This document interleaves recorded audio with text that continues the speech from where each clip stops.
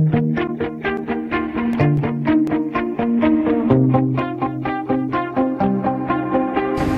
remercie d'avoir répondu à notre invitation.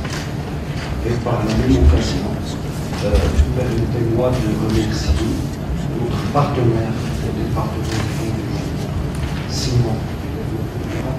De remercier la GIZ d'avoir pu nous appuyer pour organiser cet atelier relatif au dialogue avec le secteur industriel sur une thématique très importante qui est le protocole de Nagoya, sur l'accès et le partage des avantages des ressources génétiques et le partage des ressources issues des avantages issus des ressources génétiques.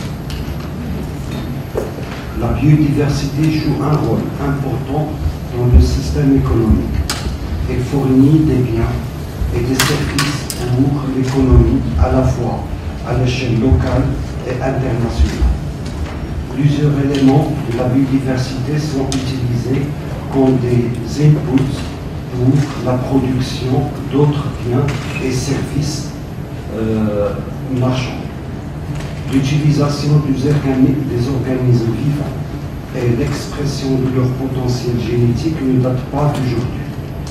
Les Chinois ont développé et raffiné cette pratique depuis près de 5000 ans. Environ 35 000 espèces de plantes ont une valeur médicinale, mais seulement 5 000 ont été étudiées. La Chine seule produit plus de 40 000 différents médicaments traditionnels à partir des plantes. Les animaux ont toute leur place dans la médecine aussi bien traditionnelle comme les tortues, les scorpions, les abeilles, que moderne, éponge, acidine, requin, pour des traitements de plusieurs mots. Le domaine cosmétique et agroalimentaire sont de nos jours de grands consommateurs de plantes et d'animaux pris en partie ou en totalité pour la fabrication de certains produits naturels. Aujourd'hui, on estime que près de 80% de la population mondiale, soit plus de 4,8 milliards de personnes, utilisent une forme ou une autre de médecine fondée sur ces organismes à l'état brut. Des milliers de plantes et d'espèces animales entrent dans la composition des produits destinés à ce marché. C'est un commerce avoisinant des 60 milliards de dollars américains annuellement. Mesdames et messieurs, l'offre en ressources génétiques du Maroc, non encore évaluée, est fondée sur un potentiel colossal de plus de 31 000 espèces sauvages, sans compter les micro-organismes. C'est le deuxième plus important potentiel à l'échelle de toute la Méditerranée, avec des diversités génétiques extraordinaires, parfois uniques, exprimées en potentiel médicamenteux, résistance à la sécheresse, résistance aux maladies, venin, etc., peuvent être capitalisés à travers des investissements de recherche-développement pour en extraire des dérivés chimiques, biochimiques, naturels et génétiques très demandés sur le marché cosmétique, agroalimentaire et pharmaceutique, de très haute valeur ajoutée. Le secteur privé et les entreprises ont un rôle central dans la valorisation de ce patrimoine naturel pour un développement socio-économique et un bien-être des populations à l'échelle nationale, régionale et locale. Cependant, si la définition du rôle du secteur privé dans la valorisation du capital naturel se précise généralement dans le cadre des politiques gouvernementales, il est certain que ce marché, comme tout marché, a sa propre dynamique, régulée par la loi de l'offre et la demande. Il est pour ainsi primordial que le secteur privé soit non seulement impliqué dans l'établissement des stratégies ambitionnant la valorisation du patrimoine naturel et génétique, mais qu'il soit pleinement intégré d'une part aux efforts de caractérisation de la valeur du capital naturel national via la bioprospection et la recherche-développement, et d'autre part dans les mesures d'accompagnement législatif et institutionnel facilitant cette valorisation. Mesdames et messieurs, toutes ces transactions et capitalisations sont régies par le protocole de Nagoya, que le Maroc a signé pour protéger son patrimoine génétique et qu'il a déjà entamé la mise en œuvre à travers de nombreuses actions, notamment un recensement de ce patrimoine, un cadre réglementaire, un cadre institutionnel, une stratégie de recherche-développement et bien sûr une stratégie de valorisation. Et bien sûr, une stratégie de communication et de sensibilisation dont fait partie notre atelier d'aujourd'hui et qui vise principalement l'information sur les concepts de base de ce protocole, les enjeux socio-économiques du protocole de Nagoya et du concept APA, les leçons apprises des autres pays dans la mise en place d'un cadre national pour les fournisseurs et les utilisateurs, les opportunités qu'offre ce protocole pour les entreprises marocaines. Et enfin, je souhaite plein succès à nos travaux et merci pour votre attention.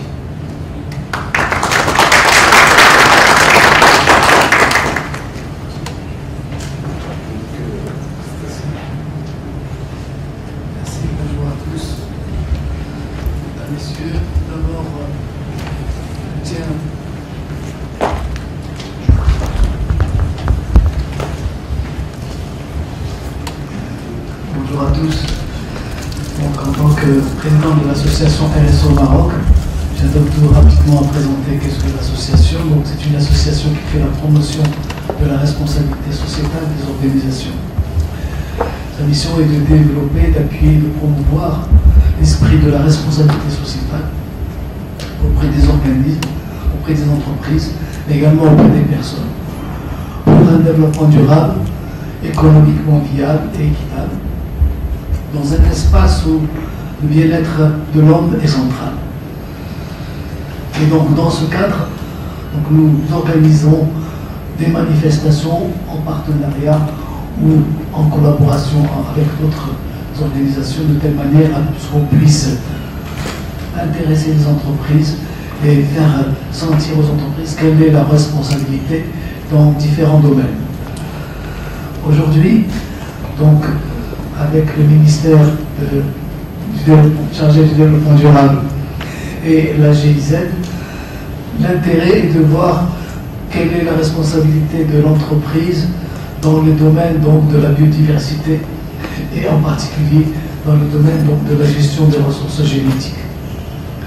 Juste à titre de rappel, nous avions organisé au mois d'octobre dernier un congrès qui définissait ce que c'était que le capital naturel et l'intérêt que cela avait pour comprendre l'importance qu'a la gestion d'un capital naturel, sachant que nous consommons plus que permet de générer donc l'humanité consomme plus que la nature ne peut générer en une année.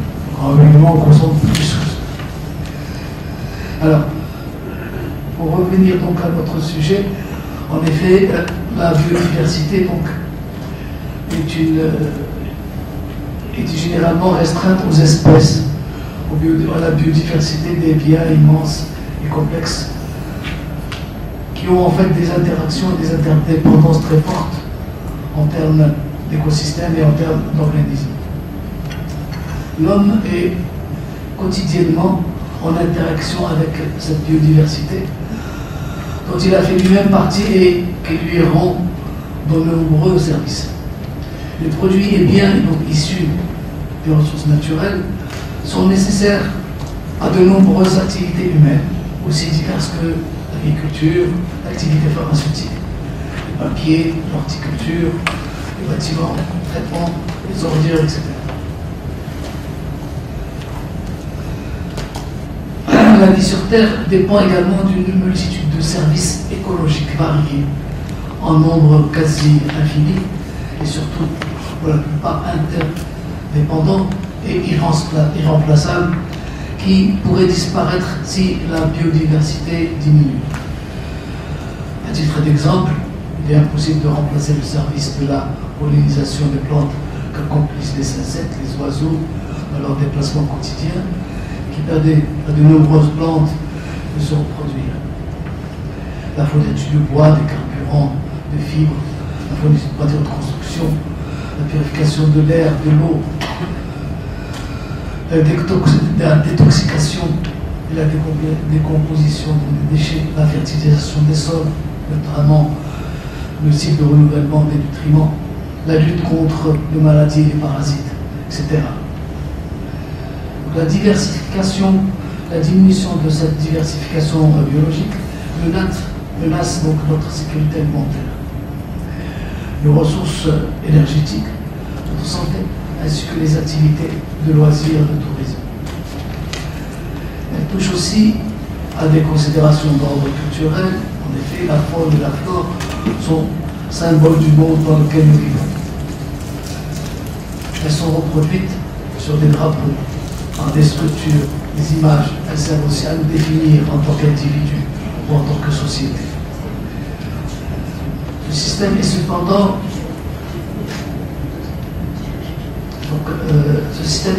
fragile. Et la biodiversité connaît une forte érosion du fait de la pollution, du changement climatique et de la surexploitation des ressources. Pour surmonter tous ces problèmes d'équilibre et d'interaction, il faut adapter les comportements humains au fonctionnement des écosystèmes naturels. La biodiversité nationale revêt une importance écologique particulière et un intérêt socio-économique vital pour le pays. Les ressources biologiques exploitées contribuent à une part importante de la richesse nationale dans différents secteurs de l'économie comme l'agriculture, l'élevage, la foresterie et les pêcheries. Le Maroc s'est doté d'un grand nombre de stratégies, de programmes et d'instruments législatifs, institutionnels et techniques. En 2010, la Charte nationale de l'environnement et du développement durable consacre son préambule à, je cite, « Le royaume du Maroc est riche d'un patrimoine naturel et culturel exceptionnel et diversifié, source irremplaçable de vie et d'inspiration, et dont les composantes et spécificités doivent être protégées et valorisées pour la génération et pour les générations actuelles et futures. » Également, nous avons une stratégie nationale de développement durable qui a été élaborée, dont l'enjeu numéro 3 est améliorer la gestion et la valorisation des ressources naturelles et renforcer la conservation de la biodiversité. C'est dans ce cadre global que s'intègre la stratégie et plans d'action nationaux pour la biodiversité et les plans et programmes relatifs à la biodiversité. Ces plans comptent également de préoccupations internationales exprimées à travers le plan stratégique 2011-2020 de la Convention de biodiversité et des 20 objectifs d'Aichi et du protocole donc de Nagoya. Les bienfaits et services qu'apporte donc la biodiversité à l'homme ont longtemps été sous-évalués. Les bénéfices et les coûts associés à leur préservation et à leur dégradation ont été largement exclus des politiques économiques, des marchés et des prix sur lesquels sont basées les productions et les pratiques de production, de consommation, mais également d'investissement, d'utilisation des terres et de gestion des ressources. Cette sous-estimation de la valeur économique des services de la biodiversité signifie que de nombreuses décisions ont été prises sur la base d'informations incomplètes, ce qui nuit à la réalisation d'objectifs de développement qui soient durables et équitables. C'est ainsi qu'il est important d'introduire donc cette notion de capital naturel. Il s'agit donc de définir la responsabilité et les intérêts des entreprises vis-à-vis de ce capital naturel et de ressources génétiques en particulier. Les impacts environnementaux des activités des entreprises et la surexploitation de la biodiversité tendent à augmenter donc ce déséquilibre naturel. Les objectifs de préservation de la biodiversité pourront être atteints sans associer les entreprises qui sont aussi porteuses de solutions technologiques innovantes. Les entreprises ont un rôle clé dans la préservation des ressources naturelles, mais aussi comme source d'innovation pour trouver donc des solutions. Face donc à cette situation, les entreprises devraient intégrer la notion de capital naturel et de gestion des ressources naturelles, des ressources génétiques, dans le cœur de leur stratégie et faire de la préservation de la biodiversité une opportunité de développement économique en harmonie avec la nature. La conférence des parties a reconnu que bien que la biodiversité, la diversité biologique et les écosystèmes soient vulnérables au changement climatique, la conservation et l'utilisation durable de la biodiversité et de la restauration des écosystèmes peuvent jouer un rôle important dans l'atténuation des changements climatiques et l'adaptation à ceux-ci. La lutte contre la désertification et la réduction des risques de catastrophes sont également importants.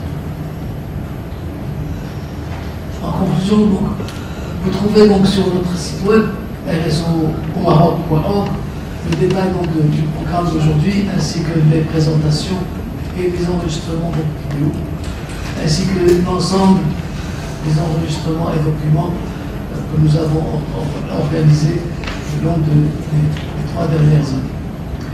Pour finir, je tiens donc à remercier donc, le ministère chargé du développement durable et la GIZ pour nous avoir donc associés à l'organisation de cet atelier.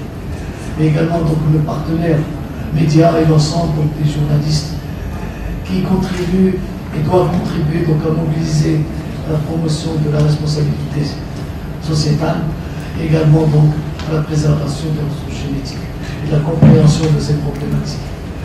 On remercie également l'ensemble des participants de cette journée et je vous souhaite donc une belle journée de partage et de compréhension de ces problématiques. Merci. Et donc permettez-moi de donner la parole à M. Théo de la GIZ. Président de l'atelier, chers collègues. D'abord, je vous souhaite la bienvenue. Permettez-moi tout d'abord de vous féliciter d'avoir initié, organisé cet atelier de dialogue avec les entrepreneurs du Maroc sur la notion de l'accès aux ressources génétiques et le partage des avantages résultant de leur utilisation. Moi, je suis convaincu que cet atelier est très important, notamment pour vous, les entrepreneurs que nous avons invités pour ce dialogue. Et l'objectif, bien sûr, j'aimerais dire ça avec mes propres mots, l'objectif de cet atelier, c'est de décortiquer un peu la notion du protocole Nagoya et de l'appât dans l'accès et le partage davantage des ressources génétiques. Et surtout, en ce qui concerne le rôle des entrepreneurs. Tout à l'heure, M. Grant, il a parlé de la responsabilité, bien sûr, c'est un peu aussi son mandat en tant que représentant de la RSO. Et moi, j'aimerais ajouter à la responsabilité des entrepreneurs aussi l'intérêt économique et les marchés qui se représentent par la biodiversité, par les ressources biologiques et génétiques au Maroc, et discuter un peu de l'implication du protocole Nagoya. Comme vous le savez, la Convention sur la diversité biologique est un traité international adopté lors du sommet de la Terre à Rio de Janeiro en 1992, avec 3 buts principaux. Le premier but, c'est la conservation de la biodiversité. Nous avons entendu déjà un peu ces notions. Le deuxième but, c'est l'utilisation durable de ces éléments.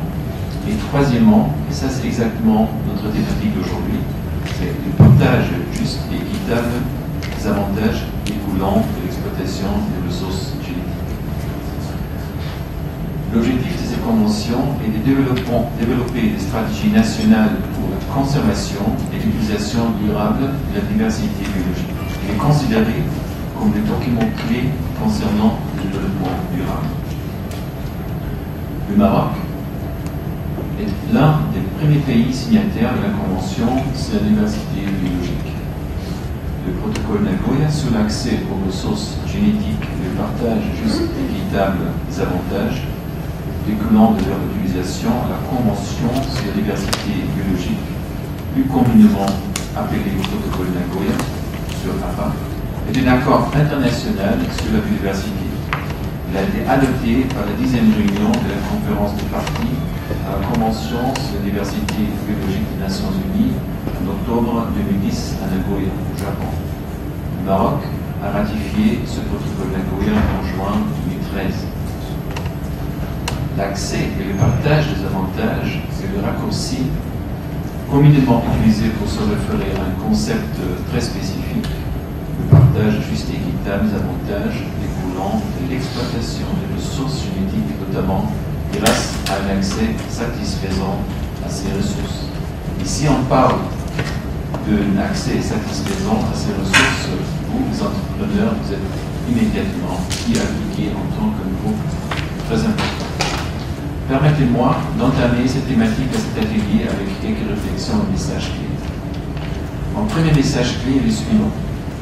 Le Maroc, de par sa richesse biologique, a toujours été une destination privilégiée de la bioprospection, c'est-à-dire l'exploitation des ressources biologiques et génétiques.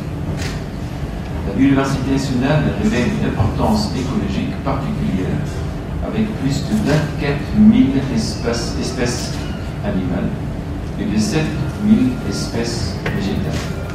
La diversité des écosystèmes est aussi remarquable, avec une importante richesse en ressources génétiques. En plus, le milieu marin, grâce aux 3000 km de côte, recèle une diversité de ressources complémentaires et qu'à son tenu. Ça m'amène à mon deuxième message clé. Oui, il est vrai, le Maroc possède une grande richesse en biodiversité, mais ne bénéficie pas de manière équitable des avantages tirés de l'exploitation de ses ressources jusqu'à présent. Le Maroc a fourni pendant longtemps, de manière gratuite, sa biodiversité, et sans savoir, sans être associé au partage des avantages ici de l'accès qu'ils ont facilité. La déclaration du groupe africain à l'ouverture de la 7e conférence des parties à la Convention de la biodiversité illustre fort bien, et je cite, ce qu'ils ont écrit. Le partage des avantages basés sur la bonne volonté ne nous a que très peu récompensés.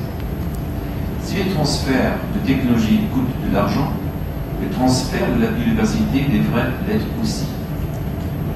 Menons donc les affaires de notre convention de manière professionnelle. Fin de citation. Ce qui me mène à mon troisième message.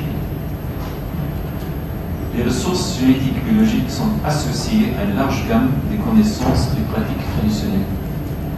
À titre d'exemple, la richesse locale en espèces aromatiques et médicinales est liée à une diversité caractéristique de savoir et de pharmacopées traditionnelles qui sont successibles d'alimenter en idées nouvelles l'industrie cosmétique et la pharmacie moderne. Par exemple, au Maroc, dans l'Aragonais, le savoir local est relatif aux utilisations variées de tous les produits de cet arbre mythique, résulte de l'effet cumulatif des expériences, surtout des femmes en milieu rural, transmises de génération en génération par les communautés locales qui disposent toutefois d'usufruit. On peut parler d'un groupe de fournisseurs des ressources génétiques. Je pense que nous allons être rappelés un peu à cette notion fournisseur des ressources génétiques tout à l'heure. Il est donc primordial aujourd'hui d'atteindre l'objectif de cet atelier, de discuter et de se concerter sur l'accès aux ressources génétiques et le partage des avantages résultant de leur utilisation pour permettre au royaume, mais aussi aux fournisseurs des ressources génétiques de mieux protéger et profiter de ces ressources biologiques et génétiques. mais aussi dans le contexte, il est très important de discuter des intérêts des entreprises, de vous. Quel est votre intérêt quand vous souhaitez avoir des ressources biologiques et génétiques pour vos produits alimentaires, vos produits pharmaceutiques et vos produits cosmétiques. Donc, on parle ici des utilisateurs de ressources biologiques et génétiques. Mon quatrième message se réfère à la coopération maroco-allemande. Depuis les années 90, la politique de l'environnement du Royaume du Maroc représente un exemple de bonnes pratiques non seulement sur le continent africain, mais aussi dans la région méditerranéenne et aussi à l'échelle mondiale, mettant en œuvre les conventions de Rio. Avec cette politique, le Maroc répond de manière adéquate à sa croissance économique importante avec un programme ambitieux de protection de l'environnement. La stratégie nationale et les programmes d'adaptation au changement climatique formulés ainsi que la mise en œuvre de la Convention sur la biodiversité sont d'autres exemples qui manifestent cette vision politique pertinente. La coopération maroco-allemande continue dans le domaine de l'environnement, climat et biodiversité. Cette coopération est vraiment exemplaire, non seulement en vue d'un portefeuille important, mais aussi au niveau des résultats atteints et des impacts réalisés. Je suis très fier que l'Allemagne accompagne le Maroc, et notamment le secrétariat d'État chargé du développement durable, mais aussi le commissariat aux eaux et forêts et à la lutte contre la désertification de la mise en œuvre de ces stratégies de manière continue depuis l'initiation du processus de Rio sur le plan juridique, institutionnel et technique.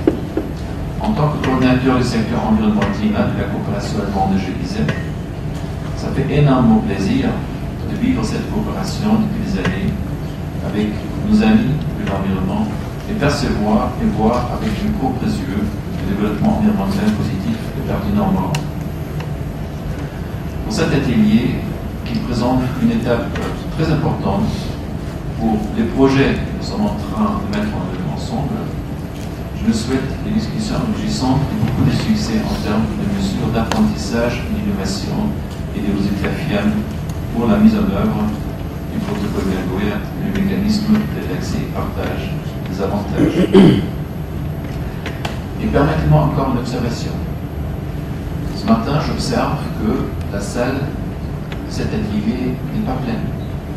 Je peux comprendre, parce que vous présentez les entrepreneurs. Donc, pour vous, c'est une grande question.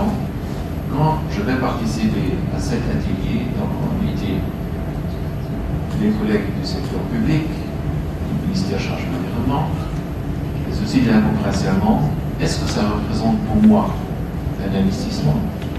Ou bien est-ce que ça représente du temps perdu? Je pense entrepreneur. Ça, je peux comprendre. Moi, je suis convaincu que cet atelier nous permet un investissement intellectuel et technique pour être informé par rapport à l'importance du protocole Nagoya pour les entreprises.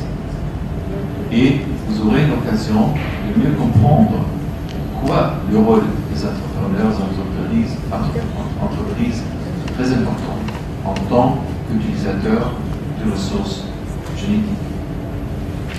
Je remercie mon collègue M. Lennemi, je remercie M. Lach, je remercie aussi l'équipe qui a préparé cet atelier, mon équipe de la GIZ. Et je remercie surtout vous tous et toutes pour investir votre temps pour le succès de ce projet, protocole Nagoya au Maroc, par votre présence et participation aujourd'hui à cet atelier. J'aimerais aussi déjà présenter les deux modératrices qui vont nous accompagner pendant la journée. C'est Madame Ouya Moudina, peut-être et Madame Imen Koupet.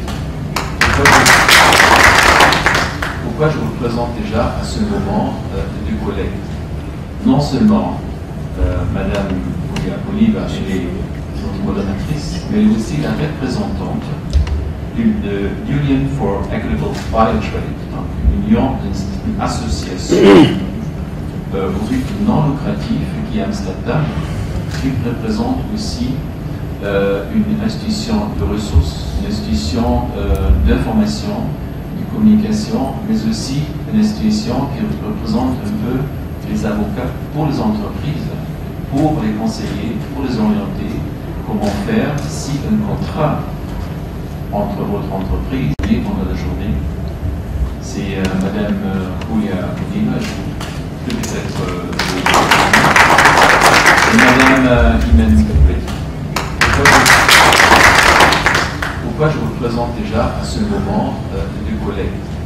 Non seulement Madame Julia Bonima, elle est modératrice, mais aussi la représentante de Union for Equitable Fire Trade, une association au but non lucratif qui est Amsterdam, qui représente aussi une institution de ressources, une institution d'information, de communication, mais aussi une institution qui représente un peu les avocats pour les entreprises, pour les conseiller, pour les orienter, comment faire si un contrat entre votre entreprise et les fournisseurs de ressources génétiques est assigné, par exemple, de vous signer sur le plan juridique et technique par rapport aux contrats. Alors, aujourd'hui, nous avons non seulement des modératrices très compétentes, bien sûr, on dit notre top modératrice, mais aussi des experts en la matière.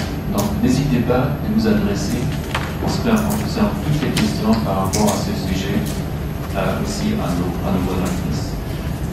Je vous souhaite plein succès pour la suite des travaux de cette journée, pour cet atelier. Je vous remercie beaucoup pour votre attention.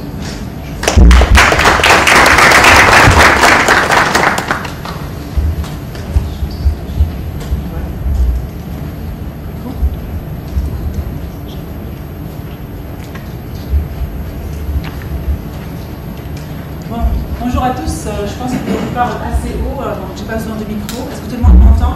Oui. D'accord. Donc bonjour à toutes et à tous. Très heureuse de partager cette journée avec vous, donc comme étant co-modératrice avec ma collègue Yulia. Je me présente, c'est Imen Louetti. Je suis consultante en développement durable et je modère aussi. Ça marche. D'accord. Donc voilà, je modère cette journée et je co-modère avec ma collègue Yulia cet atelier. Je suis très heureuse de vous avoir parmi nous, donc merci d'avoir répondu à l'invitation déjà. Donc comme on l'a déjà signalé de la part de M. Gaillot, donc un nombre assez restreint de représentants d'entreprises du secteur privé, mais cela n'empêcherait bien sûr pas le dialogue, la discussion et l'échange au cours de cette journée. Donc je pense qu'on est toujours présent, ou bien on est actuellement pour cette journée présent pour un peu discuter, débattre la thématique, donc Convention de la diversité biologique, protocole de Nagoya et le processus APA. Et je pense que ce sera pour vous. Je sais que pour certains d'entre vous, la notion, elle n'est pas aussi nouvelle, mais toujours est-il nécessaire et important d'aller en profondeur pour un peu déceler quelques particularités de cette thématique. Voilà, je cède la parole à ma collègue juste pour te présenter, après on suivra. C'est bon. Merci, Imen. Bon, bonjour. Je suis Julia, je viens de l'Argentine. J'habite maintenant aux Pays-Bas. Je suis très très contente d'être de nouveau ici au Maroc pour parler de la PAF. Et je dois vous féliciter parce qu'enfin on lit l'atelier de dialogue sur l'accès aux ressources génétiques et de partage juste équitable des avantages de l'utilisation, mais c'est un peu ça fait peur, non? Ça semble très compliqué, une chose très technique au moins. Et même avec les mots biodiversité, c'est pas très très évident. Parce qu'en fait, l'idée de la biodiversité, de la diversité biologique, ça a été commencé à être utilisé qu'aux années 1980. Donc c'est une notion assez nouvelle. J'étais une fois à Londres et c'était une conférence un peu publique. J'ai commencé à parler de biodiversité. Une dame, vous parlez de quoi? Biodiversité, après vous parlez de la nature, l'enfant. Et oui, c'est ça, c'est la nature.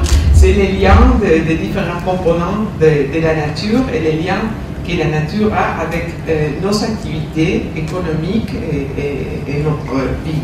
Donc, peut-être c'est évident, mais en même temps, il y a des aspects très techniques.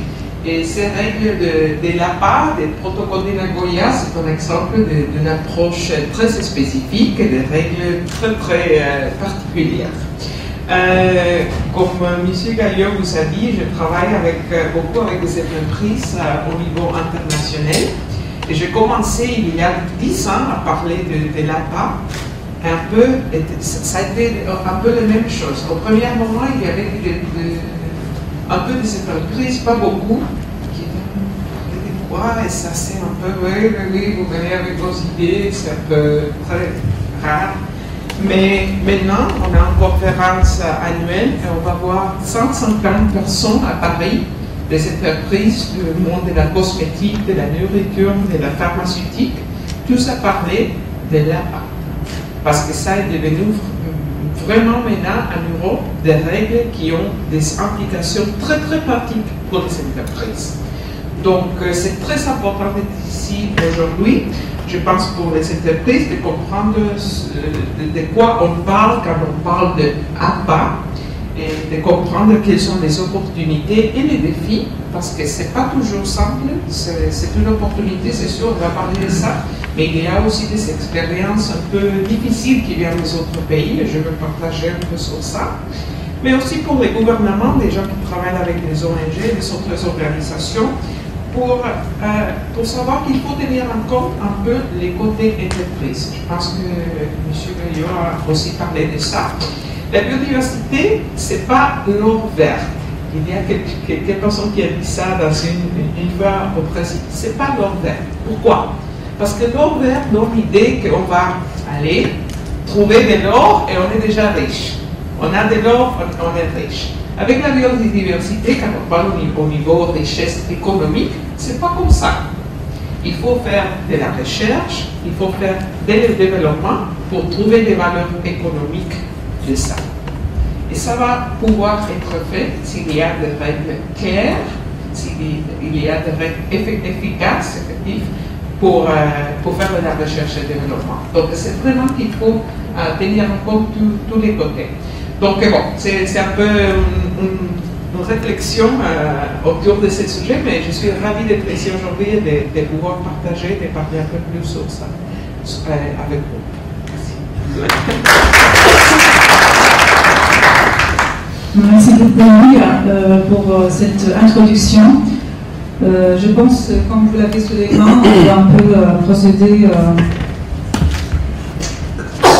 à la proposition, ou bien à la présentation du programme de notre journée.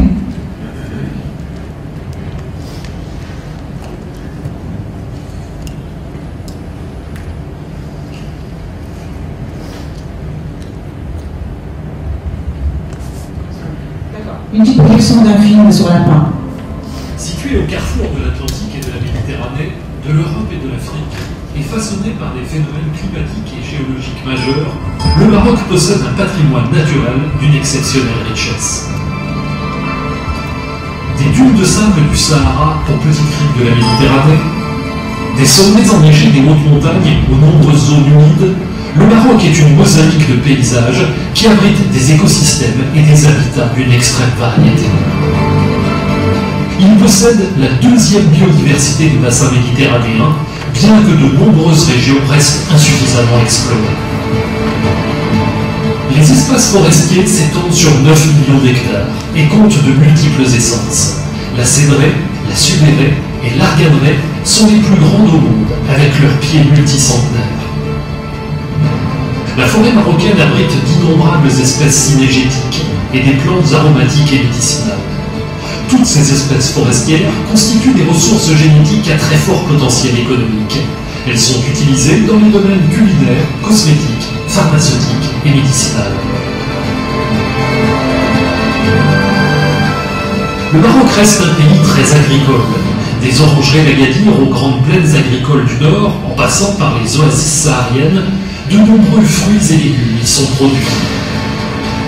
Le Maroc est connu à travers le monde entier pour ses ressources génétiques agricoles, aussi bien animales que végétales, qui suscitent l'intérêt de nombreux scientifiques.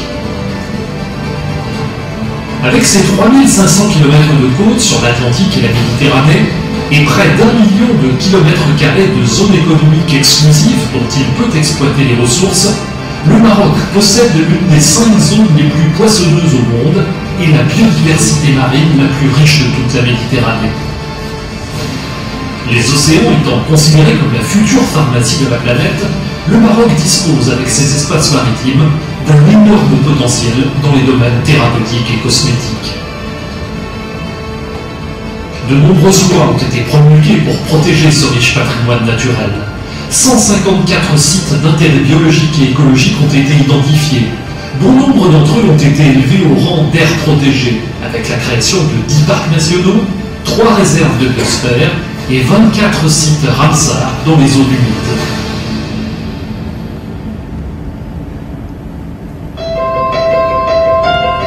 Le protocole de Nagoya encadre l'accès aux ressources génétiques d'un pays et le partage des avantages qui en découlent.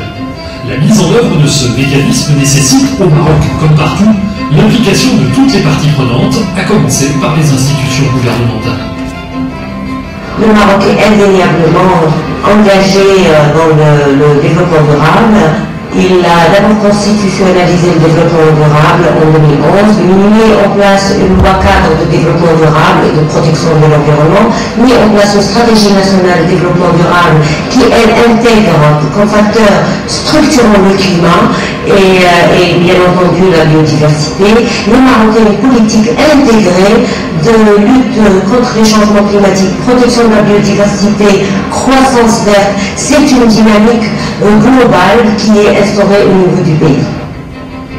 Outre partenaires impliqués dans la mise en œuvre du protocole, les institutions qui gèrent le patrimoine génétique national, comme par exemple le Haut Commissariat aux eaux et forêts et à la lutte contre la désertification pour le patrimoine forestier.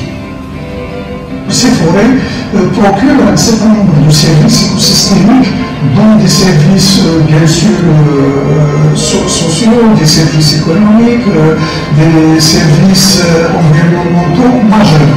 Et c'est justement la stratégie qui est actuellement menée par le Haut Commissariat pour gérer durablement ces forêts. Elle consiste à ce que la pérennisation des services écosystémiques soit assurée et la pérennisation de la durabilité des forêts soit assurée.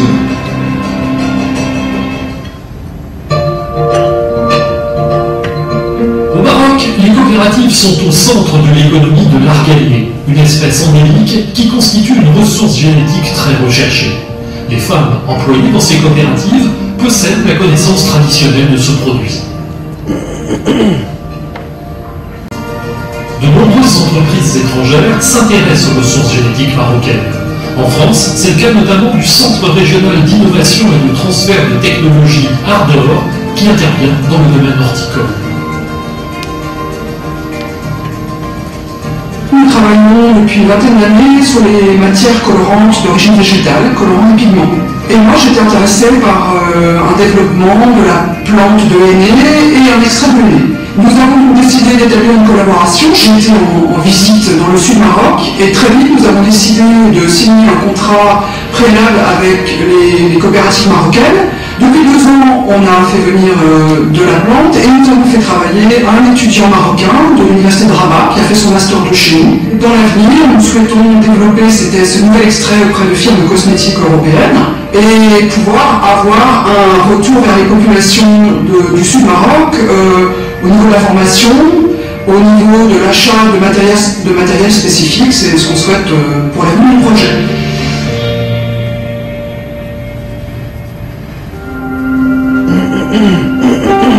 Le secteur recherche et développement est un volet fondamental pour la valorisation des ressources génétiques. Au Maroc, le laboratoire du Centre national de la recherche scientifique et technique est directement impliqué dans la mise en œuvre du protocole de Nagoya.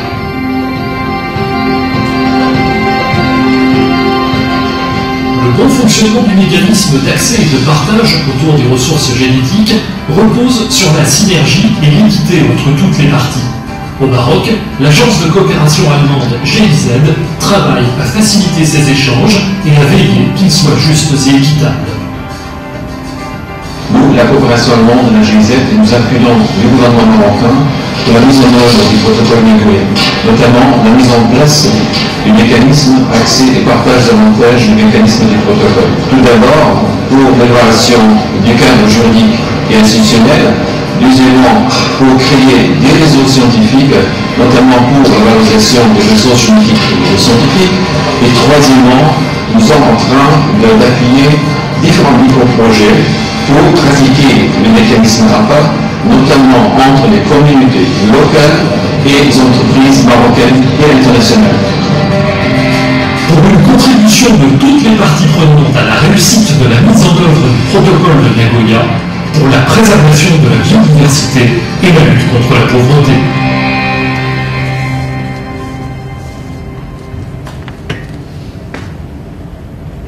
Voilà, c'était un film, il faut juste souligner que... Situé au carrefour de l'Atlantique et de la Méditerranée, de l'Europe et de l'Afrique, et façonné par des phénomènes... Donc, juste souligner un point que ce film a été préparé à la veille de la COP 13 à Cancun. Un film de 6 minutes environ qui explique un peu l'état d'avancement des travaux du protocole de Nagoya et le processus APA au Maroc. Donc, c'était le cadre dans lequel le film a été réalisé. On va enchaîner avec la présentation du programme de cette journée.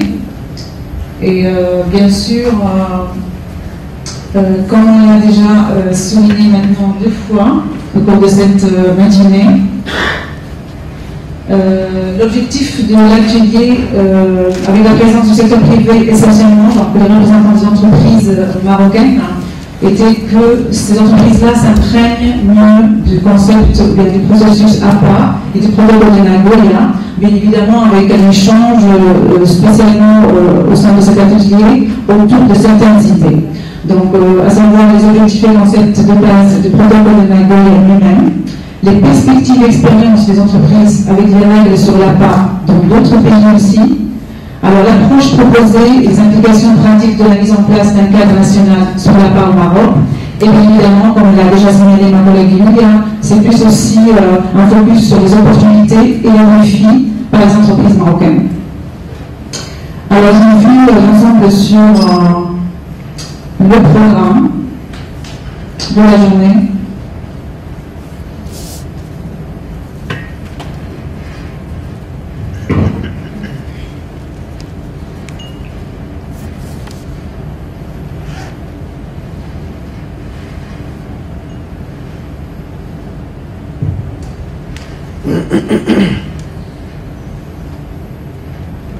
Voilà. Donc, comme vous l'avez déjà sous les mains dans votre chemise cartonnée, alors on a déjà commencé par la présentation et aussi avec la projection du film APA, une présentation de programme qui, à vrai dire, avec cette présence un peu restreinte de représentants d'entreprises privées du secteur privé, on a opté pour un peu raccourcir et alléger le programme. Parce que ce qui a été prévu, c'est vraiment de donner plus d'informations et plus de détails, et bien évidemment plus de dialogue avec les entreprises mêmes. Donc c'était vraiment une occasion d'aborder un grand échange de dialogue, d'expériences et de bonnes pratiques avec les entreprises présentes. Alors vu le nombre restreint, on s'est dit qu'on va opter pour une demi-journée, et on va rester avec des présentations un peu introduisant le concept, et bien évidemment avoir une opportunité, vraiment d'avoir des témoignages de bonnes pratiques ou bien d'expériences déjà vécues de moins de 3 entreprises ici présentes.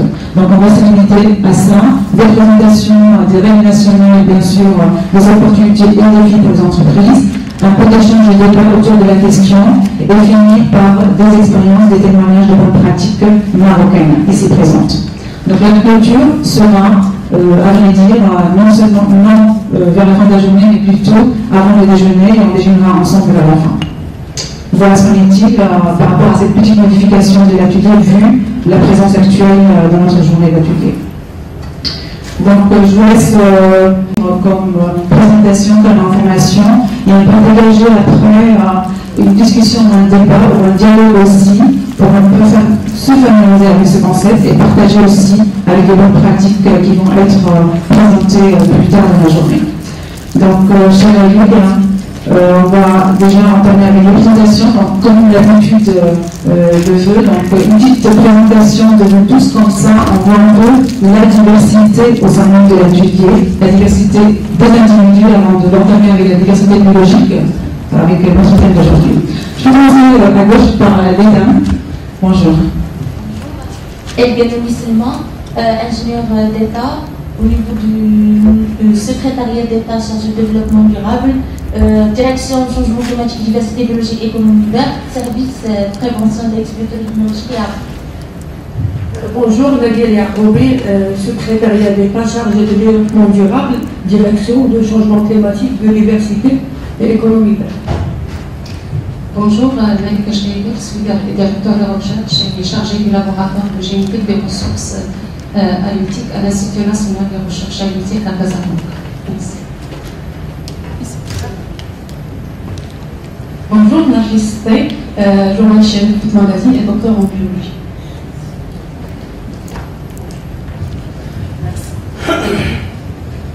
Bonjour, Khadija Amadali, je suis journaliste et docteur sociologue. Bonjour, Mohamed Mouyaoui, je suis coordinateur de la mise en œuvre du protocole de Nagoya auprès de la COPA GIZ. Bonjour, je m'appelle Jikmé Farid, je suis du secrétariat d'État chargé de développement durable. Bonjour, je suis Frédéric Tuitel, je suis coordinateur du secteur environnement climat de la région Sousse-Massa pour la GIZ. Bonjour, je suis Noël Daoui, fondatrice d'une entreprise qui valorise les déchets de poisson pour en faire de la peau de poisson et puis des accessoires avec de la maroquinerie à base de la peau de poisson. S'il vous plaît. Nadia Ayouch, pharmacienne agromiste à Canada. Directrice de la Fédération des industries de transformation et de valorisation des produits d'élevage. Bonjour, Ahmed Aïd, je suis président de l'association marocaine d'appui à la promotion de la petite entreprise qui accompagne surtout les coopératives féminines à travers le Maroc depuis 27 ans. Snazali Mustafa, directeur technique de la business unit des agrumes aux domaines agricoles.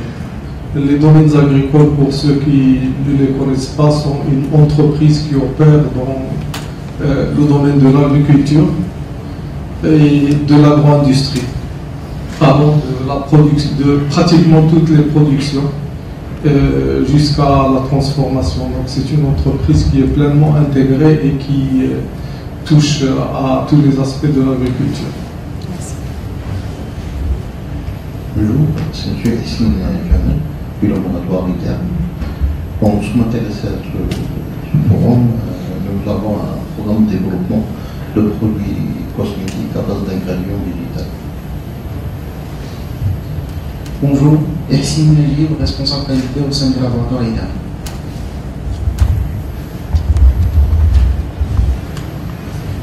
Bonjour, c'est Salma Snossi, directrice régionale de l'environnement de la région Casablanca-Spat. Bonjour, Iman Adraoui, chef de service d'observatoire au sein de la direction régionale de l'environnement Casablanca. Alain Brienne, coordinateur national pour l'implémentation du protocole de Nagoya auprès du PNUD des Nations Unies. Bonjour, Mehdi Mohamed, secrétaire d'État chargé du développement durable. Bonjour, Kautal Rafoulier, donc je suis conseillère technique senior au projet gouvernance environnementale et climatique et responsable de la composante biodiversité mise en œuvre du protocole de Nagoya. D'accord, merci à vous. Il reste encore deux personnes.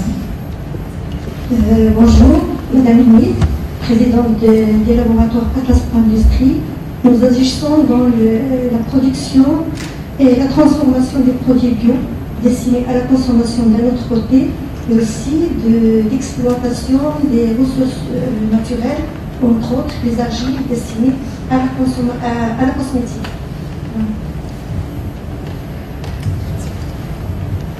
Bonjour, je suis Mohamed Bouhamadi, docteur en pharmacie. Je suis également biologiste et je suis président directeur général d'un laboratoire pharmaceutique qui s'appelle Zilith Pharma. Je suis également vice-président de l'association marocaine de l'industrie pharmaceutique. Et je peux vous dire que les industriels ne sont pas présents parce que simplement il n'y a pas eu de contact direct à travers l'association, sinon on serait plus présent. D'un autre côté, toute l'industrie marocaine est une industrie de pharmacie chimique, et non, il y a peu d'industrie de phytothérapie, de produits à base de plantes. Moi je suis présent parce que j'ai été contacté par la publication 5, et parce que également je participe à un master, je suis enseignant dans un master en France sur les produits à base de plantes. Merci. Donc, merci à vous tous. Donc, bienvenue encore une fois. Donc, je pense qu'on a une certaine diversité donc, de profils, de statuts, d'organismes, ce qui va aussi bien enrichir notre discussion plus tard, à partir de présentation aussi que va donner Yulia maintenant. Donc, je te cède la parole, je te laisse. Peut-être on peut donner un merci à notre table d'introduction et vous laisser un peu, parce que sinon ça va être un peu difficile de très assis là pour la présentation. Donc, merci. Ok. Bon, est-ce qu'on a cette troupe pour passer la présentation? Est-ce qu'on a cette troupe pour faire passer la présentation? Non? Non, sinon, on va le faire à 4 mains. Ok. Ok. Dans mon premier boulot, mon chef m'a dit, bon, c'est pas très important de savoir toutes les réponses, mais c'est très important de savoir les bonnes questions. Donc, on va parler une demi-journée sur la part. Ça va pas être possible de donner toutes les réponses, mais au moins j'espère qu'après cette matinée, vous allez un peu dire oui, ok, je comprends ça, c'est ce que ça va être important pour moi, et c'est ce que je dois un peu faire les follow-up après cet atelier. Et donc bon, on va commencer un peu avec les idées, des concepts et principes clés. Non? Ok, c'est pas. La prochaine? Oui. Et on fait comment on dit, survey, une enquête chaque année sur cette notion de biodiversité. C'est ça ce qu'on a trouvé en France l'année dernière. Si tu peux appuyer sur le... Ça doit avoir un link sur ma photo. Ah oui.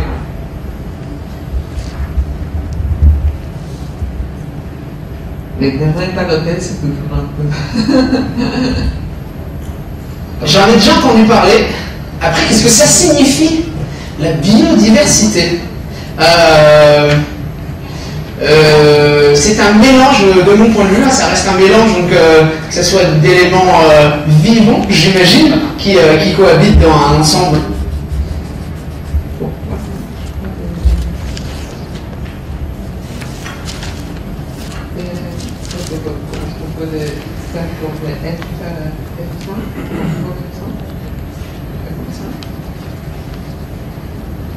J'en ai déjà entendu parler.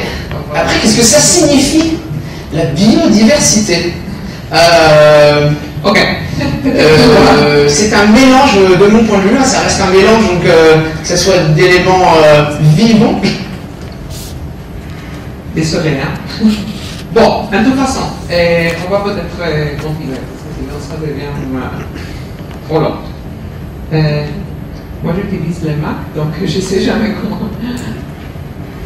Pour revenir à la présentation, on va revenir. Oui, parce que non, on va continuer, comme ça, pour m'arrêter là. Ok, donc la biodiversité. Les gens ont des réponses très rigolotes. Et particulièrement en France, parce que l'idée de bio, c'est un peu de ça qu'il n'y a pas de pesticides, donc les gens pensent à ce côté-là. C'est aussi intéressant aux États-Unis, parce que là, ils parlent de diversité au niveau des différentes ethnies. Donc, il y a, donc c'est des différentes ethnies dans une même. Donc, il y a toujours des idées un peu intéressantes sur la biodiversité. Et c'est une notion quand même. Ah, merci. Assez compliqué parce qu'on a 3 niveaux de biodiversité. C'est au niveau écosystème, au niveau espèce et au niveau génétique. Donc, quand on parle de biodiversité, on parle, oui, de la nature, mais aussi de différents niveaux de diversité biologique.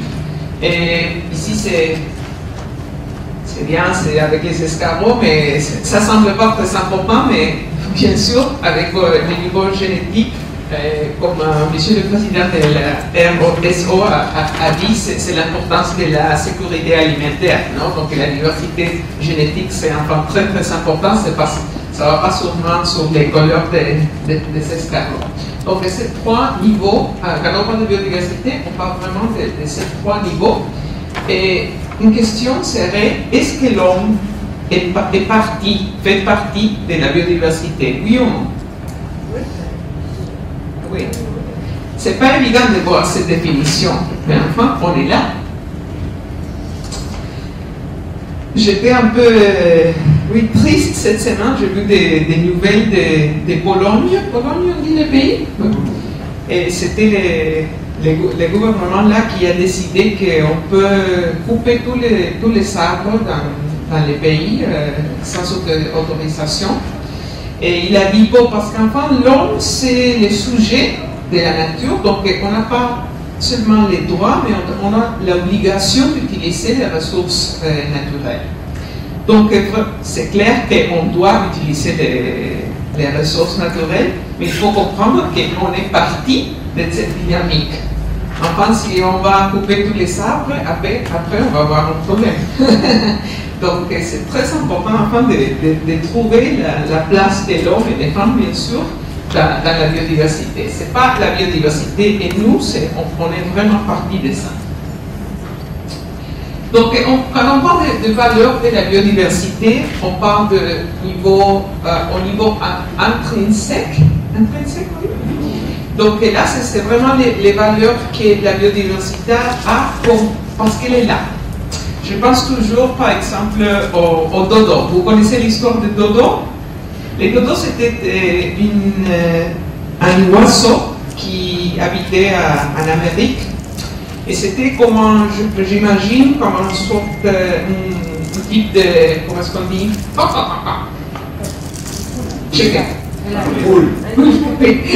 Un peu géant. Et il habitait dans une île en Amérique. Et c'était un peu, vous connaissez les animaux dans les îles, ils n'ont pas l'habitude d'avoir des autres animaux, donc c'était très innocent. Et les hommes nous ont trouvés comme ça, parce que c'était rigolo, parce que les dodos ne savaient pas quoi faire. Donc aujourd'hui dans le monde, il y a plus de dodos. Et moi, ça me fait, c'est un peu, est-ce que ça a des implications environnementales ou économiques? Peut-être pas, mais les valeurs intrinsèques de la biodiversité fait qu'il y a une valeur pour la diversité, a une valeur comme pour elle-même. Mais en plus de ça, c'est vrai qu'il y a une valeur environnementale, et je pense que je ne dois pas expliquer parce que monsieur a parlé très bien de l'importance de natural capital et des services de l'écosystème. Et il y a aussi une valeur sociale et culturelle. Je pense qu'on parle toujours des communautés locaux et ses traditions et ses liens avec la biodiversité. Mais je pense que même nous, moi j'ai habité toute ma vie dans une ville, mais je trouve que c'est aussi très important pour ma vie, par exemple en famille, d'avoir la nature, de pouvoir me promener les dimanches avec mes enfants dans les parcs. Mais on est ici pour aussi, dans la reconnaissance que la valeur de la biodiversité, c'est très important aussi dans les activités économiques. Donc c'est important, pas seulement pour les personnes, mais aussi pour les entreprises. Donc maintenant, je ne sais pas, j'avais 2 vidéos, je cite, à essayer de les montrer, mais bon. C'est ce que j'ai vu dans les dernières années, c'est que la biodiversité devient un élément clé de l'agenda de durabilité. J'ai commencé à travailler sur le développement durable il y a beaucoup de années. Je ne vous dirai pas combien, je pense que je semble un peu plus jeune que je suis, vraiment. Mais de toute façon, à ce moment-là, on a parlé avec les entreprises de la biodiversité. il disait toujours, ah oui, oui, on plante des arbres. Oui, oui, on plante des arbres, ça c'est la biodiversité. Mais après, ça a beaucoup changé. Maintenant, les premières vidéos que je vous avais, vous pouvez chercher à YouTube après, c'est les Peugeot, l'entreprise des autos, qui fait des investissements très importants sur les forêts, parce qu'ils comprennent qu'ils sont bien sûr ils sont liés à la création de carbone dioxyde, donc c'est un peu sa responsabilité sociétale d'investir aussi à des forêts qui vont un peu essayer d'équilibrer les problèmes. Mais on a aussi des entreprises qui reconnaissent l'importance de la biodiversité pour leur travail au long durée. Et je pense par exemple, vous connaissez les biscuits loup, les petits écoliers, est-ce que ça il y a ici? Ils sont très bons. Et donc Lou a dit, bon, on travaille pour pollinisation.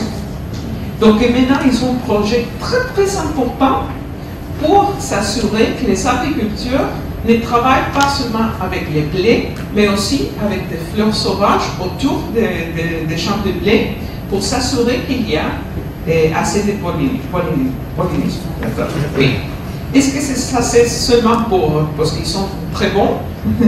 Parce qu'ils vont faire du bien? Oui, peut-être. Mais c'est aussi un business case. Il a une raison, ils vont dans des 20 années aussi pouvoir faire des biscuits. Et pour ça, il faut avoir de la pollinisation. Donc ça devient pas seulement une chose de responsabilité sociétale, mais aussi une stratégie de business. Ça, c'est très important.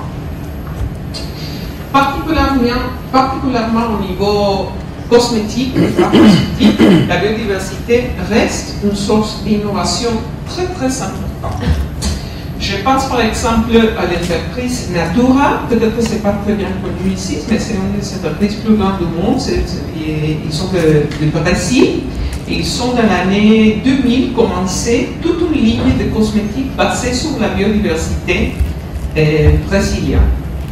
Ils ont trouvé plusieurs choses très intéressantes, les valeurs de l'entreprise fait comme ça, pour utiliser la biodiversité comme une innovation. Donc ça, c'est très intéressant. Et vous savez, maintenant, bon, L'Oréal a acheté des body shops et vous avez vraiment des entreprises qui investissent à la biodiversité comme une source de nouveaux produits. En plus, c'est clair qu'il y a un intérêt ici, dans les consommateurs. Donc les entreprises le font parce qu'ils voient aussi qu'il y a un marché. Ça, c'est l'enquête qu'on fait chaque année. Et là, on peut voir, peut-être que c'est plus petit, mais vous l'avez dans votre matériel. C'est le niveau de conscience des consommateurs relatif à la biodiversité. Donc, en rouge, vous avez les pourcentages de gens qui ont déjà écouté sur la biodiversité. Et après, ceux qui peuvent donner la bonne définition. En Chine, c'est 94 des consommateurs qui ont déjà écouté de biodiversité. C'est beaucoup ça. Donc c'est intéressant de dire que bon, les gens ont déjà écouté de la biodiversité, ils vont s'engager un peu sur ça. C'est intéressant qu'au niveau pays développé, la conscience c'est plus bas que dans les pays en développement. Et ça, c'est, je ne sais pas l'explication scientifique, mais je pense que quand on vient du Pérou, du Brésil, des pays qui ont beaucoup de biodiversité, c'est déjà un peu partie de la conscience de la société. Ça, c'était l'année dernière. Ils ont écouté de la biodiversité, mais cette question, c'était quelle est l'importance pour vous de contribuer personnellement à la biodiversité? En fait, c'est très très haut, particulièrement dans les pays en voie de développement. C'est essentiel, c'est important, donc c'est vraiment très haut. Donc, et ça c'est important parce que, comme on dit, green consumption, donc la consommation verte, c'est une façon de pouvoir contribuer personnellement. On fait aussi une petite enquête sur comment les entreprises donnent une formation sur la biodiversité. Alors, au niveau cosmétique, les numéros des entreprises qui parlent de la biodiversité a monté presque 25%. Au niveau nourriture, c'est presque 18%. Donc ça, c'est seulement de cette année. Donc ça, on peut voir que c'est une tendance qui va assez rapidement. Ok. Donc, on a l'idée de biodiversité. Mais on est ici pour parler des règles très concrètes sur la biodiversité. Donc, et ça vient comme on a écouté plutôt de la Convention sur la diversité biologique, qui a été adoptée en 1992. C'était une... vous avez changé cette année ici de parler de l'environnement à parler de développement durable, au moins dans le nom du ministère. C'est une discussion qui vient des années, mais c'est très intéressant que la Convention sur la diversité biologique, on dit que ce n'est pas vraiment un accord de l'environnement, c'est un accord de développement durable. Parce qu'un des objectifs, c'est sûrement la conservation. Mais il y a une reconnaissance que pour la conservation, on ne peut pas mettre un mur autour de la biodiversité. Il faut l'utiliser de façon durable. Ça va être la seule façon qu'on va pouvoir conserver la biodiversité. Et pour l'utilisation durable, il faut avoir un peu l'encouragement pour le faire de façon durable. Et c'est quelle la façon de promouvoir, d'encourager ça? Le partage des avantages. Si moi, je vois aucune raison d'avoir une forêt autour de moi, je vais la couper. Si je vois que j'ai des avantages qui viennent de cette forêt, si je peux reconnaître ça, ça va être une raison pour l'utiliser de façon durable. Donc, quand on parle de APA, on est situé sur ça, sur les partages des avantages et sur des règles très concrètes qui parlent des ressources génétiques. Il y a beaucoup de gens avec formation biologique et pharmaceutique ici. Et je dois dire que cette définition des ressources génétiques, ce n'est pas fait pour les scientifiques, c'est fait pour les juristes. Et tout le monde sait qu'on va étudier les droits si on n'est pas très bon dans les mathématiques et les sciences. Donc, c'est une définition un peu bizarre. Je vais revenir sur ça. Mais donc, quand on parle de l'APA, c'est un acronyme. On a déjà dit cette longue phrase, je ne vais pas la répéter, mais on parle des règles très spécifiques qui viennent de la Convention sur la diversité biologique. Après, on va parler du protocole de Nagoya. Et ces deux accords qui sont traduits après dans les règles nationales. Et ça, c'est déjà fait dans plusieurs pays. Et comme je vous dis, les entreprises en Europe, les autres pays, doivent déjà se régler avec toute cette nouvelle exigence. Pourquoi les règles de l'APA? Je pense que ça a été déjà très bien expliqué. Mais ça c'est deux découvertes de développement qui ont avaient gagné le prix Nobel 2015. Je fais quelque chose solide. Ok. Comme ça fonctionne? Non. Ça marche? Ça marche? Okay. Non. Ça marche. Non, désolé, c'était moi qui ai touché quelque chose. Ah non, comme ça. Non, ça marche maintenant. Ok. Donc, 2015, le prix Nobel de médecine a été donné à le développement des avermectines qui provient du sol, une bactérie qui a été trouvée dans le sol. Et après, ça s'était donné aussi pour les découvertes de traitement contre le paludisme grâce à une plante qui s'appelle Artemisia annua, mais aussi des connaissances traditionnelles autour de ça. C'est très intéressant, c'était une chercheuse de la Chine qui l'a fait. Elle savait déjà qu'il avait des propriétés intéressantes de l'Artemisia annua, mais elle ne trouvait pas exactement comment le faire. Ça ne fonctionnait pas. Donc, elle est revenue dans un livre, une chose de papier, qui avait des centaines d'années. Et là, ils ont dit, bon, l'extrait doit se faire avec de l'eau froide, pas chaud. Et ça fait la différence. Donc, c'est à partir de cette connaissance qu'elle peut trouver, c'est très important, traitement qui sort de vie chaque année.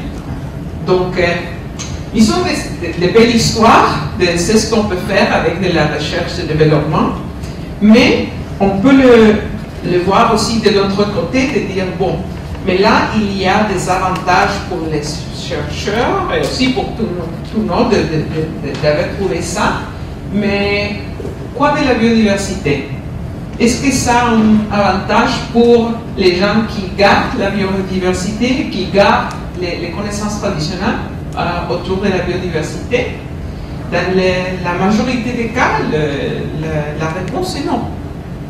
C'est pas si moi j'aimerais utiliser une technologie qui s'est brevetée, moi je dois payer. Mais la biodiversité, on avait cette idée que ça c'est tout. Donc tout le monde peut l'utiliser sans aucune autorisation au partage d'avantages. Les pays à 1992 ont dit bon, mais ça c'est pas très logique.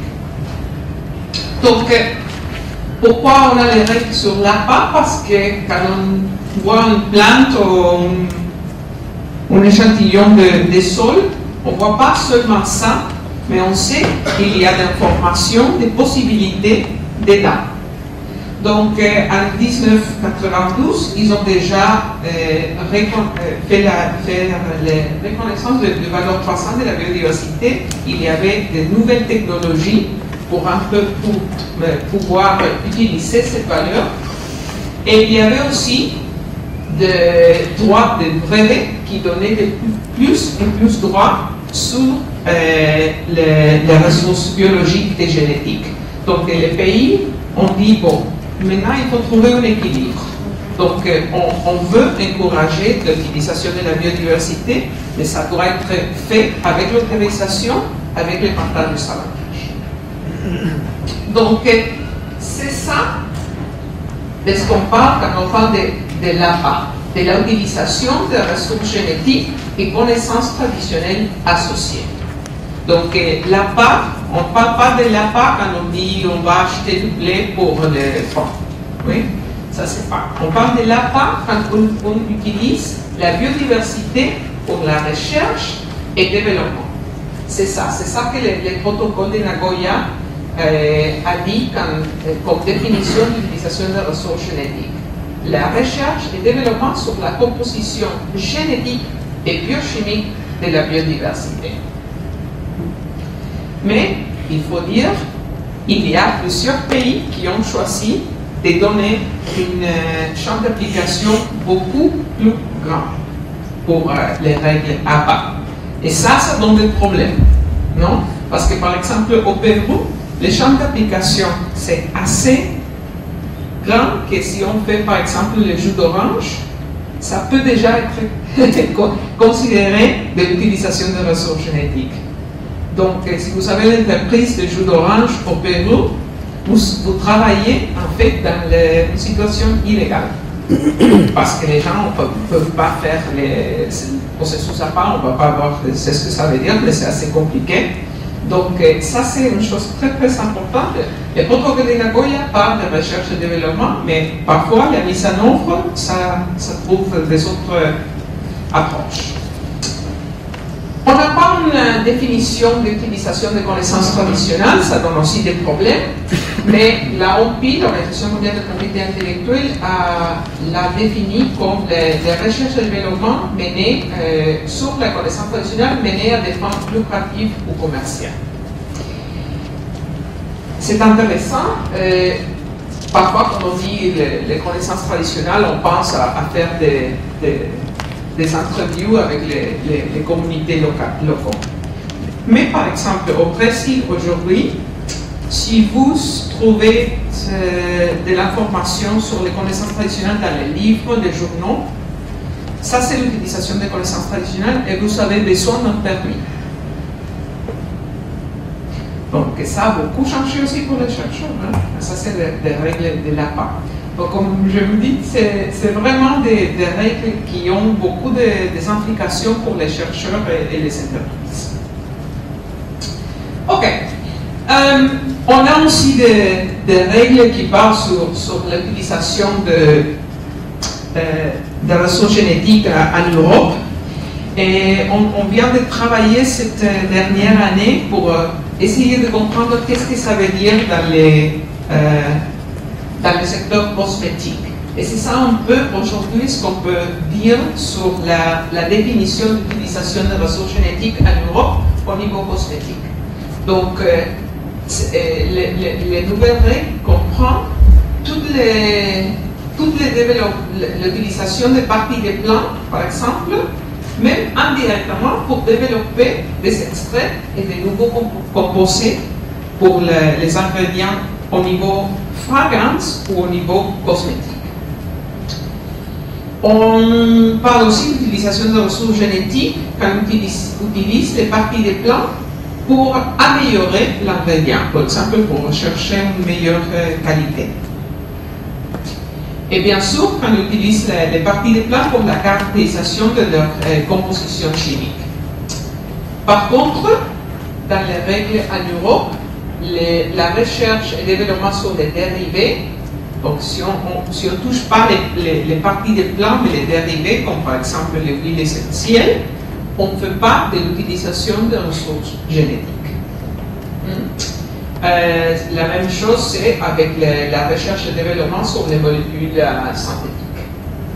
La production, donc c'est seulement d'acheter par exemple les fruits d'argan pour faire les huiles d'argan et l'utiliser comme c'est déjà connu. Ça, c'est pas considéré l'utilisation des ressources génétiques en Europe. Ça ne veut pas dire que ça. Donc, le Maroc va avoir le droit de définir qu'est-ce que c'est l'utilisation de ressources génétiques ici. Mais en Europe, ça ne va pas être compris comme l'utilisation de ressources génétiques. Donc, si on entre dans l'utilisation des ressources génétiques, moi, j'ai une petite entreprise en Europe qui voyage par le monde pour trouver des nouveaux ingrédients pour la cosmétique, des huiles essentielles, des autres choses. Et il me dit dans un pays où ici il y a des règles APA. Qu'est-ce que ça veut dire? Qu'est-ce que je dois faire? Bon, ça dépend de chaque pays, mais basiquement, au niveau protocole de Nagoya, CDB, il y a deux piliers. Le premier, c'est le consentement préalable en connaissance des causes. CPCC, en anglais on dit PIC. Donc peut-être que vous avez vu une fois le PIC. Le PIC, c'est l'autorisation. Ça veut dire, moi, si je viens ici, dans votre pays, et ça m'intéresse, je ne peux pas seulement le prendre. Je dois demander une autorisation. Ça semble très logique, mais je connais plusieurs chercheurs qui voyagent dans le monde et trouvent des choses intéressantes. Ils disent, oh, moi je prends ça comme ça se fait encore. Et après, c'est impossible de savoir qu'est-ce que les chercheurs ils font avec les ressources. Mais bon, le principe à part, c'est que si je veux trouver quelque chose, si je veux l'utiliser pour la recherche et le développement, je dois avoir l'autorisation. L'autorisation, ça va être donné par les autorités du pays fournisseur, et on va écouter peut-être un peu plus tard de M. Lalami comment ça se passe un peu ici. On doit aussi avoir les conditions convenues d'un commun accord. Donc ça veut dire, moi si je veux prendre ça de votre pays, je dis bon, moi je veux ça, est-ce que je veux l'avoir? Vous pouvez dire oui ou non, mais avant, vous devez très bien comprendre qu'est-ce que je veux faire avec ça. C'est pas la même chose si je vous dis, bon, moi je viens d'une université, je veux seulement comprendre pourquoi celui-là c'est rose et celui-là non. Que si je dis, moi je viens de Novartis et j'ai l'idée d'une pharmaceutique qui vient d'une composition ici. Donc ça va être différent, non? ça va être différent au niveau partage des avantages, peut-être au niveau aussi de la surveillance qu'on va donner. Et ça doit être très bien négocié et convenu. Donc, c'est ça vraiment les piliers de l'APA. On doit avoir l'autorisation, on doit avoir l'accord sur comment est-ce que ça va être utilisé et comment les avantages vont être partagés. Donc, ça semble très clair, mais après on va voir que les règles, elles peuvent devenir très compliquées. L'idée, c'est d'aller des expériences comme les Berges de Madagascar à des expériences comme Extracta, qui c'est une entreprise brésilienne. La Berge de Madagascar, c'est un cas un peu classique de biopiraterie. La Berge de Madagascar vient bien sûr de ce pays-là, mais c'est déjà utilisé pendant des années comme plante ornementale dans tout le monde. Il y avait un chercheur aux États-Unis qui avait sa grand-mère qui habitait Jamaïque et il savait que sa grand-mère utilisait toujours la berge de Madagascar comme médecin traditionnel. Donc il a un peu parlé avec elle et ils ont commencé à essayer de trouver des alcaloïdes dans les années 1950 et ils ont trouvé plus que 80 alcaloïdes d'intérêt. Maintenant, un de ces alcaloïdes est utilisé comme principe actif d'un médicament anticancéreux, un des plus importants pour la leucémie, je ne sais pas comment on dit, leucémie. Donc c'est très très important. Et il y a plusieurs brevets sur l'alcaloïde et l'ingrédient. C'est cultivé aux États-Unis. Donc c'est une histoire de succès au niveau recherche, mais il n'y avait aucun avantage qui était partagé avec les Madagascar, et même pas avec les Jamaïcains. J'espère que la grand-mère a obtenu au moins un petit cadeau, mais bon. Ça, c'est avant les règles de l'APA. Avec les règles de l'APA, on espère avoir des cas comme ça. Avoir des cas comme l'entreprise brésilienne Extracta qui a été formée pour faire de la collecte ex situ et développer des produits parce qu'ils sont en accord avec les gouvernements, contrat APA, ils peuvent après faire des transferts de technologies et travailler avec les entreprises dans les autres pays. Non? Et l'idée c'est que maintenant Extracta peut recevoir 3% de vin mondial de tous les produits qui sont commercialisés sur la base de cette information. Donc, et ça, c'est partage des avantages, et ça, pas du tout. Donc, jusqu'ici, ça semble très logique, très juste. Mais pourquoi on parle de la CDB qui a été adoptée en 1992? On est maintenant en 2017. Pourquoi? Je suis en train de vous parler de ça après des années seulement nous. Pourquoi est-ce que ça c'est pas déjà très connu et très la mise en œuvre n'a pas encore été faite? Il y avait des problèmes avec la Convention sur la diversité biologique parce qu'il n'y avait pas de clarté sur les concepts et les exigences clés. Donc les gens ne savaient pas, les pays ne savaient pas très bien comment faire la mise en œuvre. Et ça a généré plusieurs problèmes. En plus, il y avait des différentes approches entre les différents pays. Je vous parlais par exemple, du Brésil, du Pérou.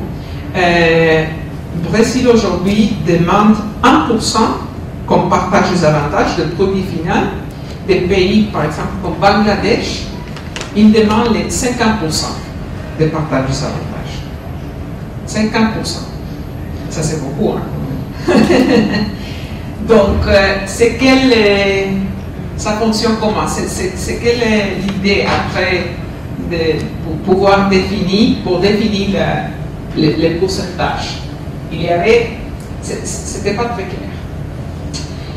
En plus, c'est très difficile de savoir pour les entreprises à qui est-ce qu'ils doivent demander l'autorisation. on a donné cet exemple ici. Je dis, bon, moi je voudrais l'autorisation, mais madame me dit, ah, c'est avec moi qu'il faut parler. Monsieur me dit, ah non, c'est à moi, parce que moi j'ai aussi des connaissances traditionnelles à ça. Ah, mais ça a été chez moi. Mais ici, il y a connaissances traditionnelles. Peut-être qu'il y a des autres gens qui ont aussi une connaissance traditionnelle qui c'est lié. Peut-être que c'est les ministères qui disent, ah oui, bon, c'est vraiment sur moi, je suis cherché de la biodiversité, hein, mais moi, je suis cherché de forêt. Et ça devient très, très compliqué. Donc, pour les entreprises, ils ont dit, ah, moi, je ne sais pas avec qui parler, donc je ne veux rien faire. Et pour les gouvernements, dans les mondes entiers, c'est devenu aussi très compliqué. En plus, au moment que ça a été discuté au premier moment, les pays ont eu une approche très défensive. Donc, 50% de Bangladesh, c'est très défensif. C'est-à-dire, j'ai peur que vous vienne et que vous venez et que vous preniez tout pour vous. Donc, moi, je vais vraiment le faire assez compliqué pour être sûr que vous ne venez pas me le prendre, la biodiversité. Après, les entreprises ont dit, bon, oui, c'est très compliqué, en fait, je ne peux pas du tout travailler. Et ça, c'est très très clair dans plusieurs pays que l'investissement sur les produits naturels, c'est fait comme ça. Parce que ça devient trop compliqué. Maintenant, je pense que ça, on a beaucoup appris dans les dernières années et les pays ont des attentes beaucoup plus réalistes, mais aussi un esprit de partenariat sur la PAC. Une compréhension que ce n'est pas seulement de s'asseoir et dire, bon, quelqu'un va venir et moi je vais beaucoup demander. Sinon de dire, bon, comment est-ce qu'on peut faire la valorisation des ressources énergétiques? Et ça va être quelque chose qui va être fait ensemble. Ça ne va pas être seulement une chose d'attendre. Et c'était pour ça qu'en 2010, le protocole de Nagoya a été adopté pour avoir plus de clarté, plus de transparence, des conditions, des avantages qui sont beaucoup plus définis au niveau international pour avoir des approches qui sont plus harmonisées. Et en plus, une chose que c'est très important sur le protocole de Nagoya, c'est qu'il y a des obligations de surveillance. Parce que, par exemple, le Pérou, c'est un bon exemple, ils ont dit oui, mais on a des règles sur l'accès. On dit, si vous venez ici, vous devez avoir l'autorisation, les partager les avantages. Mais après, quelqu'un prend des choses, signe des accords, et nous, on n'a pas la possibilité de savoir si l'on fait, s'ils ont fait, c'est ce qu'on dit qu'ils vont faire. C'est impossible pour le Pérou de savoir qu'est-ce qui se passe en Japon ou dans la Chine. Donc maintenant, avec le protocole de Nagoya, la Chine, le Japon, l'Union européenne a l'obligation d'avoir des mesures de surveillance. Je vous ai déjà dit que l'Union européenne a des droits à les règles sur la PAC et les règles au niveau européen, ils sont des mesures de surveillance. Donc, on travaille avec plusieurs entreprises au niveau de l'Europe et chaque fois qu'ils vont lancer un nouveau produit dans le marché, maintenant, si c'est un produit qui a des composants naturels, bien sûr, ils doivent prouver, merci, qu'ils ont tous les permis à part sur les plantes qui ont été utilisées. Donc, par exemple, l'entreprise avec qui on travaille, Cerdex, il vient de lancer un extrait d'une plante de Madagascar qui est utilisée pour les cosmétiques anti-acné.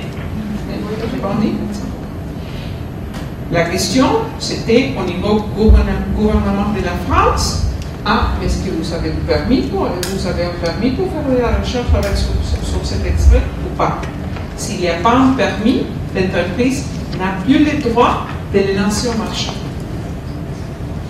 Donc ça c'est très important, ça explique aussi pourquoi les entreprises au niveau Europe sont très engagées déjà avec la PAC. Parce que là, ça devient une chose très sérieuse.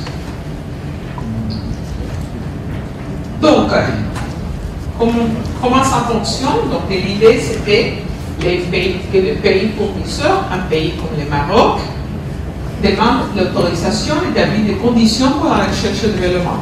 C'est ça que vous êtes en train de le faire avec les projets de loi. On va écouter plus de ça. Les règles vont dire qui peuvent être les fournisseurs. Donc, c'est qui peuvent donner l'autorisation pour la recherche et le développement. Ça va être madame, ça va être monsieur, ça va se faire comment. Après ça, l'utilisateur doit se conformer à cette condition.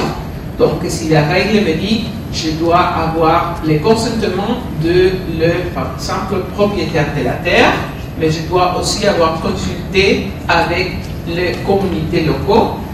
Après, je vais aller à l'autorité compétente pour avoir les permis. Donc, moi, comme utilisateur, je dois faire tout ça. Après, quand je reviens dans mon pays, là, ils vont me demander de prouver que j'ai les permis. Après, je peux faire la recherche et les avantages vont être partagés avec les fournisseurs et les pays fournisseurs. Ça dépend un peu de l'accord qui va être signé. Donc, ça va être un peu la dynamique de la PAC. Qu'est-ce que ça va signifier pour les entreprises? Est-ce que c'est une taxe à la biodiversité? Au Brésil, maintenant, le système est très simplifié. Je vais parler du Brésil plus tard, mais maintenant, on ne va plus négocier le partage des avantages. C'est déjà établi. C'est 1% du produit final. Les entreprises ne disent pas, mais ça, c'est une taxe. Ça, c'est pas partage des avantages. Ça va aller en fonds commun de gouvernement. Ça, c'est pas partage des avantages, ça, c'est une taxe. Est-ce que c'est ça? Est-ce que c'est une possibilité d'avoir un impact positif sur la biodiversité? Est-ce que c'est une façon d'investir sur la chaîne d'approvisionnement? Ça dépend un peu de comment les règles sont faites. C'est pour ça que c'est très important ce processus de mise en œuvre qui est en train de se faire ici au Maroc. Il y a des défis, par exemple au niveau coût. On travaille avec une entreprise en Colombie. Ils ont décidé de faire un processus à part. Ils l'ont fait, mais ils me disent, bon, on utilise cet extrait-là que de petits volumes pour la fragrance. Donc, nous, on peut penser même si on partage 10%, ça va être peut-être 300 € par an. Les processus, ça affecte les coûts, le processus de consultation, de négociation, des avocats et tout ça a déjà pris plus que 20 000 €. Donc, est-ce que ça vaut vraiment la peine de le faire comme ça et vous partager que... Donc, je ne voudrais pas être trop négatif parce qu'on a aussi plusieurs exemples des cas où on a vraiment changé, et je veux parler aussi, changé de la façon comment on fait la recherche, comment on travaille avec les communautés locales. Et c'est aussi important de dire qu'il y a des risques. Donc, l'engagement du secteur privé, c'est très important pour être sûr que les règles vont vraiment avancer la conservation et l'utilisation durable de la biodiversité. Merci pour la patience, hein, ça va bien. Vous me comprenez Donc ça c'est ma première présentation. Ça c'est vraiment, comme on dit en anglais, in a nutshell, dans une nuance.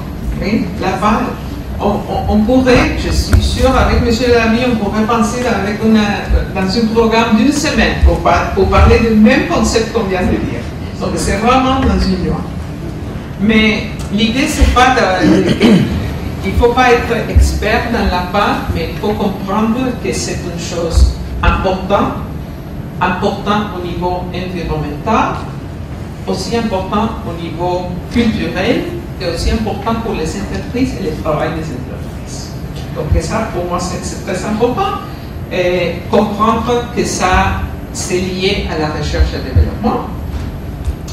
Comprendre qu'il y a plusieurs acteurs qui sont engagés dans ce sujet. Et comprendre qu'on a les règles au niveau international, mais on a une mise en œuvre au niveau national, que c'est très, très important. Donc ça, c'est déjà un petit résumé, mais pour faire le résumé de ma présentation, on va le faire ensemble. Donc on va faire une vraie faux. Vous avez devant vous une carte bleue, on va s'imaginer que c'est vert. Et une carte rose, on va s'imaginer que c'est rouge. Je vais vous poser des questions. Ce ne sont pas vraiment des questions, ils sont des affirmations. Mais je vais faire des informations et j'aimerais voir de vous si c'est vrai ou c'est faux. Okay? Donc il faut la bleue verte si c'est vrai, la rose rouge si c'est faux. Ok? Vous êtes prêts? On va faire une petite pratique. Ok, on va mettre alors si c'est vrai, qu'est-ce qu'on va faire? Oui? Oui? Non? Ok, c'est clair. Ok, on commence. Là-bas sont les règles régissant l'utilisation commerciale de la biodiversité. Vrai ou faux? Faux, vrai, ok.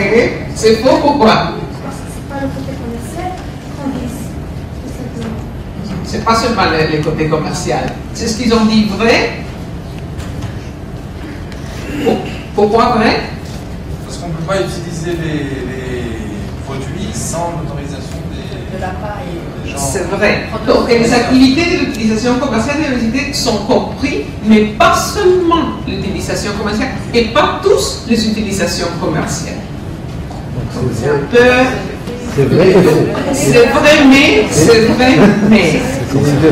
c'est les deux, parce qu'on peut aussi parler, donc la recherche de l'université, exactement, mais la recherche de l'université, ça c'est compris, donc même s'il n'y a pas un coût commercial, ok? Et puis, pas plus utilisations commerciales sont comprises. Ok, mais très bien fait, hein, très bien fait. Là-bas sont les règles encadrant la recherche et le développement basés sur les plantes, les animaux ou les micro-organismes. Vrai ou faux? Ici, on a aussi des qui disent vrai et faux. Faux, pourquoi, monsieur Delange? Pourquoi c'est faux? Maintenant, c'est très spécifique. Oui, moi je n'ai pas pensé à ça, mais bon. En fait, je dirais, vous avez raison, c'est on va, c'est l'expert, hein, il est l'expert, donc il sait mieux que moi, mais c'est vrai, c'est et. Mais après ça, c'est vrai, parce que c'est sur la recherche et développement, sur la biodiversité, ça veut dire recherche et développement sur les plantes, sur les animaux ou sur les micro-organismes. Monsieur. Attendez, il y a aussi le savoir. Oui. Qui manque là. Exactement, c'est vrai, vous avez totalement raison. Donc, ça devrait dire, là-bas sont les règles encadrant la recherche et le développement basées sur les plantes, les animaux et les micro-organismes et les connaissances traditionnelles associées à tout ça. Est-ce qu'il y a les connaissances traditionnelles liées aux micro-organismes? Oui ou non? Oui. En fait, c'est une discussion très intéressante au niveau international, mais la compréhension maintenant, c'est qu'il y a des connaissances traditionnelles liées à tous les aspects. Les connaissances traditionnelles liées au micro-organisme, ça doit être de façon empirique. Parce que les gens qui font la chose traditionnelle n'ont pas accès à un microscope, à avoir un micro-organisme à l'identifier. Donc c'est simplement de façon empirique, par expérience. Ils vont apprendre que tel mélange donne ça, et puis voilà. Donc c'est pas vraiment une connaissance du micro-organisme. La fermentation n'est pas une science exacte, par exemple, et ça a été utilisé depuis très longtemps. Ouais. Donc ça fait appel au micro-organisme. c'est exactement, c'est empirique, c'est pas une science exacte, mais c'est là. Et en fait, c'est déjà, on a plusieurs exemples d'entreprises qui voient quelque chose, parlent avec les gens, oh, on le fait comme ça, on le fait comme ça. Après, l'entreprise peut faire la partie scientifique, mais les connaissances est là et ça peut beaucoup faciliter la recherche et le développement des produits. Donc ça, c'est très important. Excellent. Les centres s'engager avec la biodiversité et d'être vraiment positif, d'avoir des impacts très très positifs. Et là-bas, c'est un très bon exemple d'un engagement qui peut être très positif. Les organisations effectuantes de la recherche et développement doivent respecter les protocoles de Nagoya. Vrai ou faux? Dans le cas de la biodiversité en général, c'est dans le cas de la biodiversité. On va dire de la biodiversité, oui. Vous êtes très exigeant, j'essayais de le faire. Ok, donc il y a plusieurs. Je pense que tout le monde dit vrai, sauf une personne. Pourquoi vrai faux? Ça dépend de s'ils ont ratifié ou pas, déjà, le pays, parce qu'ils doivent se soumettre aux lois nationales du pays.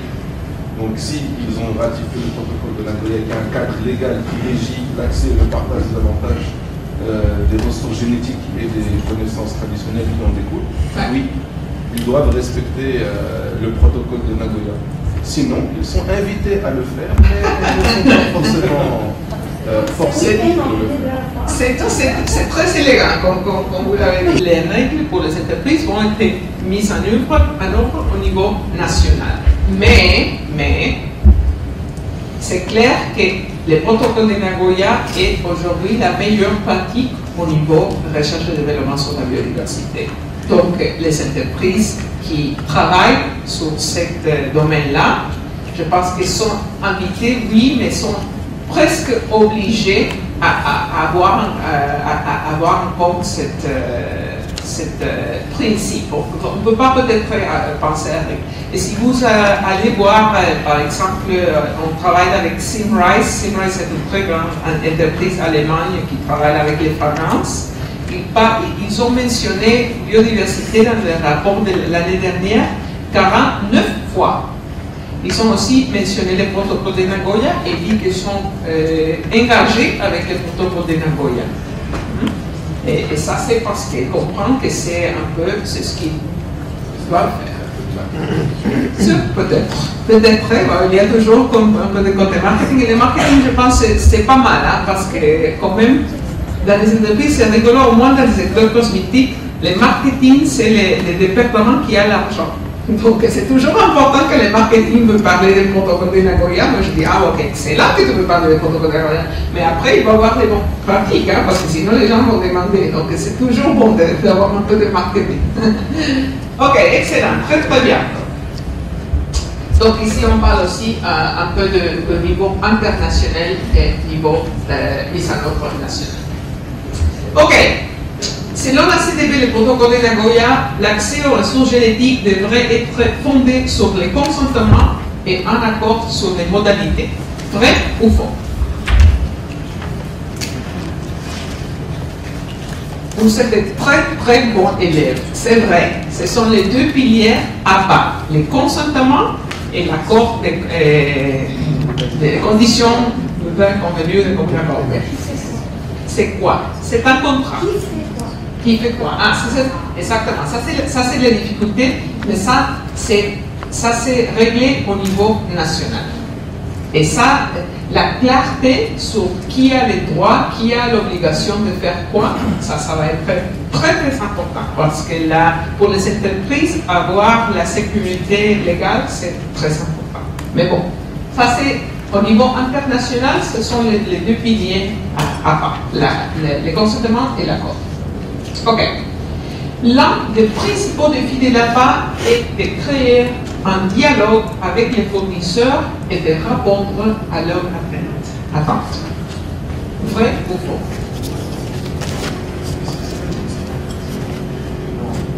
Presque tout le monde dit vrai. Vous avez des questions sur ça? Pourquoi? Je me dis, en fait, je ne sais pas si c'est vrai ou faux, je me dis que ce n'est pas sa principale mission, c'est son principal défi. Donc voilà, j'ai dit faux parce que c'était pas son principal défi.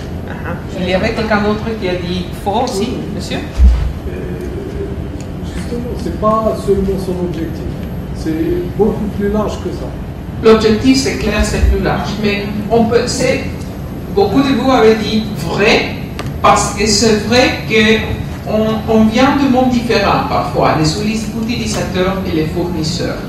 Et créer la confiance et le dialogue, c'est souvent un défi important. Ça, c'est subjectif. Qu'est-ce que c'est un des principaux défis? C'est subjectif. Mais pour beaucoup des entreprises, c'est très très difficile de s'engager avec des fournisseurs parce qu'ils ont des expectations un peu différentes, aussi notre compréhension. Donc, on a des secteurs différents qui entrent dans la règle APA. Et ce n'est pas la même chose de négocier avec Novartis et de négocier avec une entreprise qui fait des biscuits. Hein? Ils sont des technologies différentes, ils ont des produits différents, ils ont des profils différents. Mais ça, c'est très difficile parfois à le savoir. Et les dernières. L'un des principaux défis de l'APA est de trouver des entreprises et des chercheurs qui sont disposés à investir dans le dialogue et le partage des avantages. Vrai ou faux? C'est vrai. Tout le monde le sait.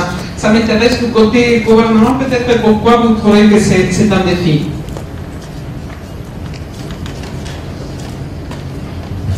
Oui, c'est un défi parce qu'il y a des engagements de part et d'autre, que ce soit des fournisseurs, des utilisateurs. Donc si on réussit ça, donc, il y a une conservation déjà des ressources génétiques, donc c'est une part. Également, il y a un retour d'investissement de la part, donc s'il y a un produit qui sort avec un retour d'investissement. Oui, je pense que c'est vrai. Moi-même, au niveau personnel, je pense que la réponse, c'est d'avoir des règles qui sont très claires et comme ça, c'est plus facile de s'engager que de ne pas s'engager. Donc pour moi, vraiment, l'emphasis doit être là, que de penser à on doit avoir un système qui va aller chercher celui qui sont fond de biopiraterie. Ça va être toujours possible de ne pas répondre à les règles, mais ça doit être facile de le faire, de donner des incentives pour les entreprises. Avec ça, je pense que je peux vous laisser donc, boire un café. Vous avez gagné. Très bien, très bien.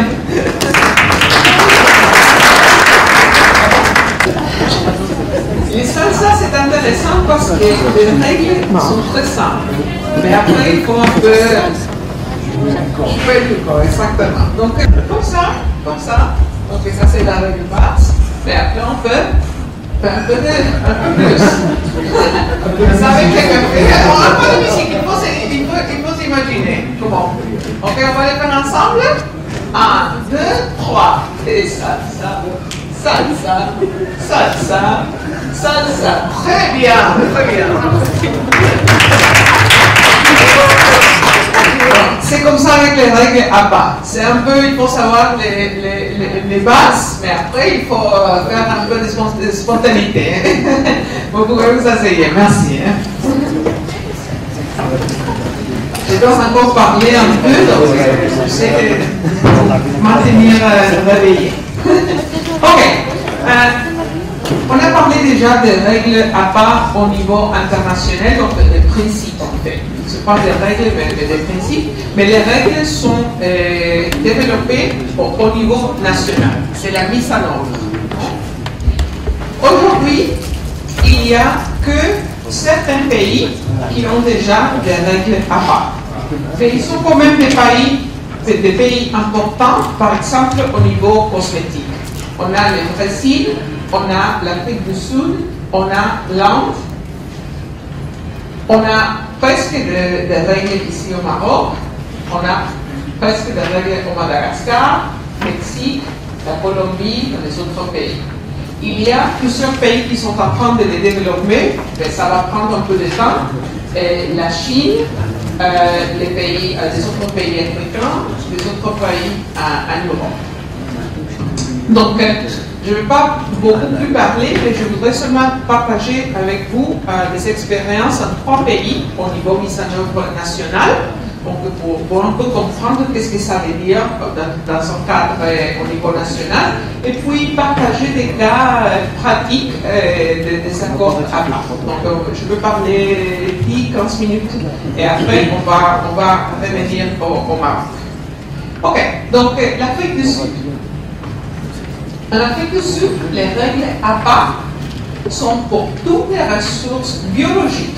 Ils ne parlent pas de ressources génétiques, mais de ressources biologiques. Mais c'est seulement les espèces indigènes.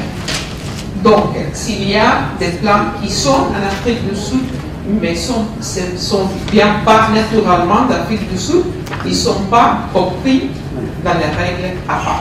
Et ça, c'est très important parce que la langue, par exemple, si on achète quelque chose pour on prend des échantillons à langue pour les recherches et développement, ça ne fait aucune différence si ça vient de langue ou non.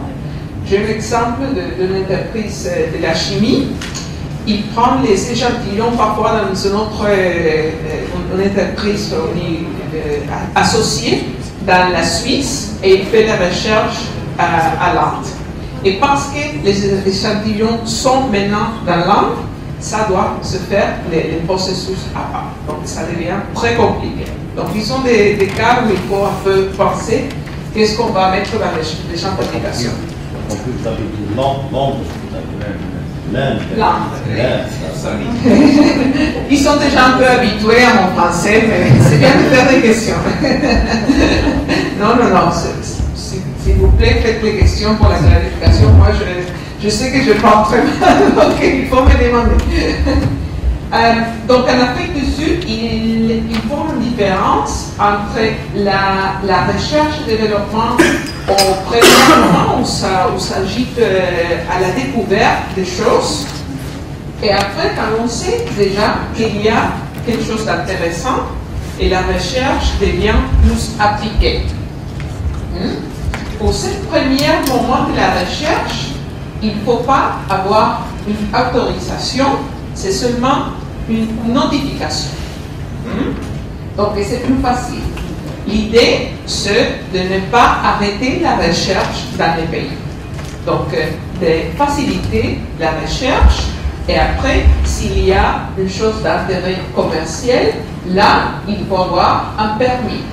Le permis est donné par l'autorité compétente, qui c'est le gouvernement, mais le permis est donné sur les bases des consentements et des accords de partage d'avantages avec les fournisseurs. Les fournisseurs, c'est les propriétaires, ce groupe qui gère la terre. Donc c'est un système très intéressant qui est déjà en application. Ils sont plus que, je pense que c'est 70 accords de partage des avantages, mais qu'ils sont maintenant en train de changer. Pourquoi?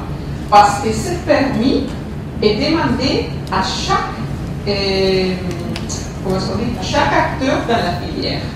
Donc, celui-là, il y a quelqu'un qui fait la production des plants, il y a quelqu'un qui peut-être fait un extrait séché de plants. Celui-là a besoin d'un permis avec tous les accords, avec chaque propriétaire de la terre où il achète des plants. Donc, dans le cas, par exemple, de Boupou, que c'est une plante utilisée dans les fragrances, il y a parfois pour chaque permis de 10 ans des accords, parce qu'il y a plus de 10 ans de propriétaires de terre qui vendent des plants pour l'extrait. Donc ça devient très compliqué. Et après, l'entreprise européenne qui fait un extrait de valeur ajoutée a encore aussi besoin de permis et des accords avec tout le monde. Les intervenants. Exactement. Et après, l'entreprise qui fait la formulation d'un produit final a besoin d'un permis et avec des accords.